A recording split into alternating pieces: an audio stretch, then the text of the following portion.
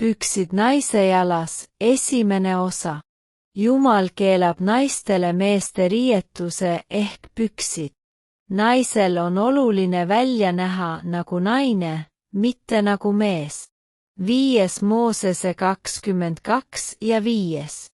Naine ärgu kandku mehe riideid ja mees ärgu pangu selga naise kehakatet, sest igaüks, kes seda teeb, on jäle Jehoovale, su Jumalale. Naiste pükse pole olemas, nii nagu pole olemas meeste seelikut. Jumalale on see jäledus, kui naine kannab meeste riideid.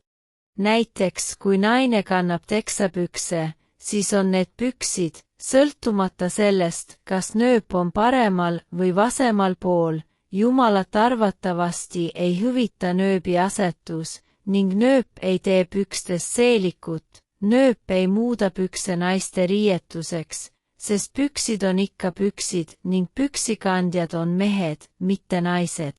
Kui on 2 sugu, siis on põhimõtteliselt ka 2 riietust, naiste riietus ja meeste riietus, püksid ja seelik.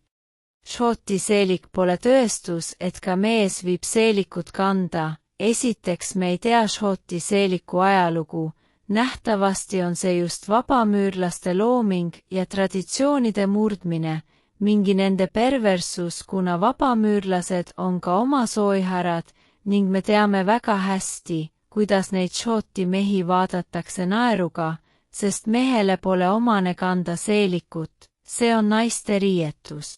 Püksid naise jalas pole mingi tõestus, et naise jalas muutuvad need naise riietuseks, ei, püksikandjad on mehed. Kui Jumal ise räägib naiste ja meeste riietusest, siis järelikult on need eristatavad ja pole vaja pikalt mõelda, mismoodi. Aga kes ütleb, et riietus pole oluline, teeb pattu. Kui Jumal on nii öelnud, et see on talle jäle, kui naine kannab meesteriideid, siis nii see ka on, et naine ei tohi kanda meesteriideid. Naine ei pea olema naine mitte vaid selle poolest, et talle on antud teistsugune keha, vaid naine on naine ka oma käitumises, riietuses ja mees on pea, mitte naine, ja naine kuulab mehe sõna. Piiblis on, et Jumalale ei meeldi, et naine kannab meesteriideid, vastasel juhul viks mees häbenemata kanda seelikut ja naiseks hakata. See, et meil usklikud naised kannavad pükse, on tulnud tunnetuse kadumisest, südame paadumisest, mässust, sest südames peaks ära tundma, mis on õige ja mis vale. Ise ma vihkan pükse, eriti teksaseid, külm ja ebamugav materjal, ei meeldi mulle. Aga naised mõtlevad, et on pükstes ägedad, seksikad, no eks see on lõpuaegade asi, sugude võrdõiguslikkus ja nii edasi, on ju piiblis, et lõpuaegadel naine kaitseb meest, naine on püksikandjaks hakanud.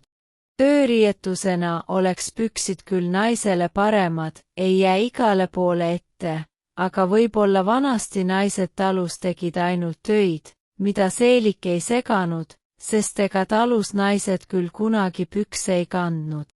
Naise tunnistuses, kes surmast läbi läks, kohtus Jeesusega ja sai ka sõnumi, mida Jeesus koguduses häirib, ning üks neist oli usklike naiste maailmalik, vulgaarne, paljastav, mukitud, ehitud, värvitud välimus koguduses ning püksid naiste jalas, see on Jumalale jäledus.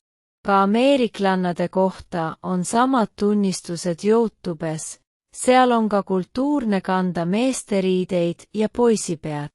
Eks piibel on kõikidele kirjutatud, mitte ainult ühele kultuurile, piibel kehtib läbi aja, kahju kui mõni katsetab selle paikapidavust enda peal. Erandid loevad ehk siis, kui pole tõesti võimalust naisel muud kanda, kui püksid, näiteks ei toodetagi enam seelikuid ja kleite, vaid ainult pükse, kuid vaevalt sellist aega tuleb, kuna moeks jääb siis vähe võimalusi, kuid moetööstus ju elab erinevast moest ja eks ka püksid on ju ainult uus mood, aga mitte see, mida Jumal ootab. Püksid on seadusetus ja mäss, mehele mitte allumise soov olla ise püksikandja, olla pea. Selline on minu arusaam ja pükstes naised on võimukad, allumatud, mässumeelsed, kuigi piibel käsib muud naisel olla. Püksid kannavad mehe vaimsust, aga selleks peab tundlik vaim olema inimesel, et aru saada ilma õpetuseta, et püksid pole naise riietus. Seepärast ütlesingi, et see on perversne, minu jaoks igatahes küll, ma olen naine mitte mees. Püksid mulle ei meeldi ja tunnen ennast nendes ebamugavalt. On ka selline tunnistus, et Jeesus isegi ei lähe neisse kirikutesse, kus vulgaarselt riietutakse ja võidmine, mis neis kirikutes on, ei ole temalt. Ärge eksige. Pükste kandmine mõjutab naise vaimsust ja tuleb välja, et teadlased on uurinud, et mõjutabki. See mõjutab isegi naise füüsilist väljanägemist ja hormoone, see mõjutab tema lapsi, sest laps näeb, et ema pole nagu ema, see mõjutab ema ja lapse omavahelist suhet.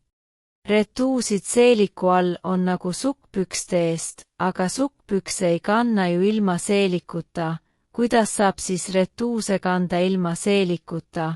See on samuti liibuv riietus, mida niisama kanda ei sobi. Vanasti olid naiste seelikud nii pikad, et jalgu üldse ei paistnud, aga praegu peaks kandma sündsa pikkusega seelikut, mis on alla põlve. See on normaalne ja sünnis. Talvel näiteks, kui on pikk seelik, siis see varjab jalad üleni külma eest, aga talvel nähtavasti naised kandsid mitut kihti seelikuid vanasti, enne kui tulid aluspüksid, sukkpüksid. Aga seda, et kirik on praegu täis õpetusi, mis kogudust hukutab ja põrgu saadab, selle kohta tuleks ka kirikust aru küsida, nemad ju vastutavad meie hingede eest kõige enam, aga ise koguvad meilt raha. Pühadel naistel on rätikud peas ja seelikud seljas, pükstes naised ei saa väidetavalt taeva. 1. Korintuse 11 ja 14 ütleb, et eks loodus ise õpetab meid. Samamoodi loodus õpetab, et mehel on narr käia seelikus. Pükstes naised võiks ju soo-operatsiooniga kohe ära teha, kui nad tahavad välja näha nagu mehed. Aeg oleks meil kiriku valeõpetustest meelt parandada ja aru saada, et Jumalal ei ole ükskõik, kuidas me välja näeme ja kuidas riides käime. Kirik valetab, et tähtis on ainult seesmine. Pääste tuleb Kristuselt, aga kui sa millegagi pahandad kuningate kuningat, siis võid sa jääda ukse taha, isegi kui oled teinud häid tegusid. Naine peab kandma naiste riideid. Samuti pidid püksid naiste jalas meestel tekitama varajast impotentsust. Sellist probleemi ei pidanud islami usus olema, kus naised on naiste rõivais. Kui te olete kandnud valesid riideesemeid, mis usklikule ja naisterahvale ei sobi, siis on veel viimane võimalus oma välimust ja riietust muuta, kahetseda, et on tekitatud meeste silmadele himu ja on neid juhitud patuteele. Samuti tuleb kirikus katta naisel pea. See on samuti asi, mille kohta on piiblis seadus Uues Testamendis ja on olnud tunnistusi, et selle üle tuleb samuti kohus, et naised kirikus ja palvetades ei kata pead. Mitmes tunnistuses on, et meesteriided naistel viivad põrgu, ärge tehke nalja ja hakake riietuma nagu naised, need kesksoolised isikud Jumalale ei sobi. Ärge siis imestage, et seadusest tuleb samm, et ema ja isa enam pole, nüüd on ainult isik üks ja isik teine. Ja paljud muud väärastunud ilmingud on ka osalt just selle süü, kui riietute naiste asemel meestena. Olen varem kirjutanud, et meeste ja naiste riietus pole soovituslik, vaid see on käsk, Jumal ei räägi tühja ja niisama, vaid kui ta ütleb, siis on see oluline. Naised pole ajaloos kunagi pükse kandnud, see tuli alles eelmise sajandi algul ja on sama väärastunud nähtus nagu mehel seeliku kandmine või naise ümberlõikamine meheks. See on mood, mis tuli otse saatanalt ja siit edasi oleme jõudnud homoabieludeni ja sina oled selles kaasosaline, kui kannad pükse ja oled naine. Kuigi täna osad mehed kannavad ka juba seelikut, siis pidigi olema järgmine samm naiste pükstele. Naised pükstes ja mehed seelikus ning lõpuks pole ei naisi ega mehi, nii nagu Jumal nad lõi.